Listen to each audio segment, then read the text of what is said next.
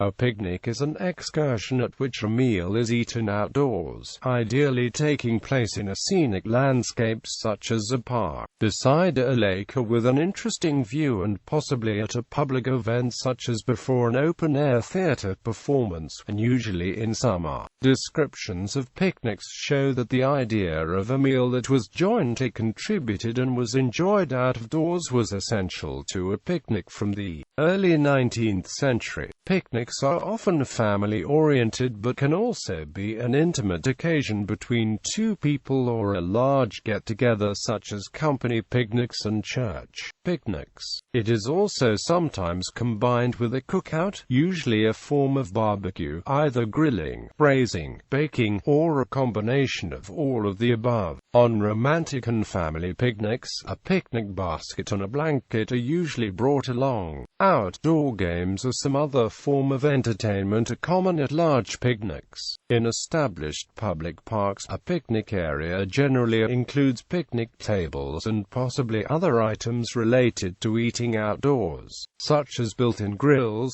water faucets, garbage containers, and restrooms. Some picnics are a potluck, an entertainment at which each person contributed some dish to a common table for all to share. When the picnic is not also a cookout, the food eaten is rarely hot, instead taking the form of deli sandwiches, finger food, fresh fruit, salad, cold meats, and accompanied by chilled wine or champagne or soft drinks. Etymology. The first usage of the word is traced to the 1692 edition of Tony Willis' Origines de la langue française, which mentions pique-nique as being of recent origin. It marks the first appearance of the word in print. The term was used to describe a group of people dining in a restaurant who brought their own wine. The concept of a picnic long retained the connotation of a meal to which everyone contributed something. Whether picnic is actually based on the verb pica, which means pick or peck, with the rhyming nique meaning thing of little importance, is doubted. The Oxford English Dictionary says it is of unknown provenance. The word picnic first appeared in English in a letter of the Gallicized Lord Chesterfield in 1748, who associates it with card-playing, drinking and conversation, and may have entered the English language from this French word. The practice of an elegant meal eaten out of doors, rather than an agricultural worker's dinner in a field, was connected with respite from hunting from the Middle Ages. The excuse for the pleasurable outing of 1723 in François Lemoyne's painting is still offered in the context of a hunt. In approximately 1999, an internet rumor began to be spread claiming a racist origin for the word picnic, and connecting it with the lynching of blacks in the American South. The spurious etymology behind this rumor has since been thoroughly debunked. However, the rumor still occasionally resurfaces. Related historical events. After the French Revolution in 1789, royal parks became open to the public for the first time. Picnicking in the parks became a popular activity amongst the newly enfranchised citizens. Early in the 19th century, a fashionable group of Londoners formed the Picnic Society.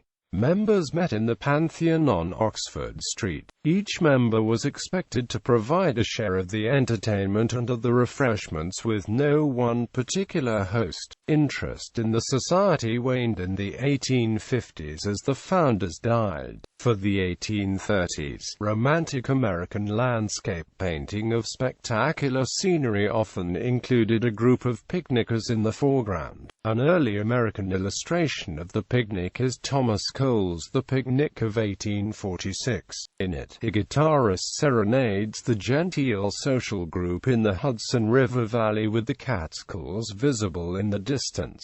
Cole's well-dressed young picnickers, having finished the repast, served from splint baskets on blue and white china, stroll about in the woodland and boat on the lake. The image of picnics as a peaceful social activity can be utilized for political protest, too. In this context, a picnic functions as a temporary occupation of significant public territory. A famous example of this is the pan-European picnic held on both sides of the Hungarian-Austrian border on the 19th of August 1989 as part of the struggle towards German reunification. In 2000, a 600-mile-long picnic took place from coast to coast in France to celebrate the first Bastille Day of the new millennium. In the United States, likewise, the 4th of July celebration of American independence is a popular day for a picnic. In Italy, the favorite picnic day is Easter Monday. Cultural representations of picnics. In film, the 1955 film Picnic, based on the Pulitzer Prize-winning play by William Inge, was a multiple Oscar winner. The film has been remade twice, in 1986 and 2000. Picnic is used to illustrate the scale of 1 meter in the film Powers of 10. The Office Picnic is a dark comedy set in an Australian public service office. It was written and produced by filmmaker Tom Cowan, who is now famous for his work on the series Survivor. In Peter Weir's mystery film Picnic at Hanging Rock, 3 girls and one of their teachers on a school outing mysteriously disappear. The only one who is later found remembers almost nothing. It is based on a 1967 drama and mystery novel of the same name by Australian author Joan Lindsay. In Bargee on the Beach, 9 Indian women of various ages flee from their everyday lives by taking a joint excursion to the British resort town of Blackpool. Blissfully Yours features a picnic in a jungle. In fine art, perhaps the most famous depiction of a picnic is Le Déjeuner sur l'herbe by Edouard Manet. The 1862 painting depicts the juxtaposition of a female nude and a scantily dressed female bather on a picnic with 2 fully dressed men in a rural setting. In literature, in Fernando Arrabal's Picnic in the Field, the young and inexperienced soldier Zeppo is visited unexpectedly by his devoted parents. Despite the war setting, they have a cheerful picnic together. In Jane Austen's novel Emma at the Box Hill Picnic, which turned out to be a sore disappointment, Frank Churchill said to Emma, "Our companions are excessively stupid. What shall we do to rouse them? Any nonsense will serve." The novel Roadside Picnic by Boris and Arkady Strugatsky, which was written in 1972, was the source for the film Stalker by Andrei Tarkovsky. The novel is about the mysterious zone, filled with strange and often deadly extraterrestrial artifacts, which are theorized by some scientists to be the refuse from an alien picnic on Earth. No Picnic on Mount Kenya, by Felice Benazzi, recounts the attempt of 3 Italian prisoners of war during the Second World War to picnic on top of Mount Kenya. From Charles Dickens' The Mystery of Edwin Drood, Miss Twinkleton has contributed herself in a veal pie to a picnic. The Wind in the Willows, by Kenneth Grahame, begins with a boating picnic enjoyed by Rat and Mole that exemplifies an English tradition. The rat brought the boat alongside the bank, tied it up, helped awkward Mole safely ashore, and swung out the picnic basket. The Mole begged to be allowed to unpack it all by himself. He took out all the mysterious packets one by one and arranged the contents, gasping, "Oh my, at each fresh surprise."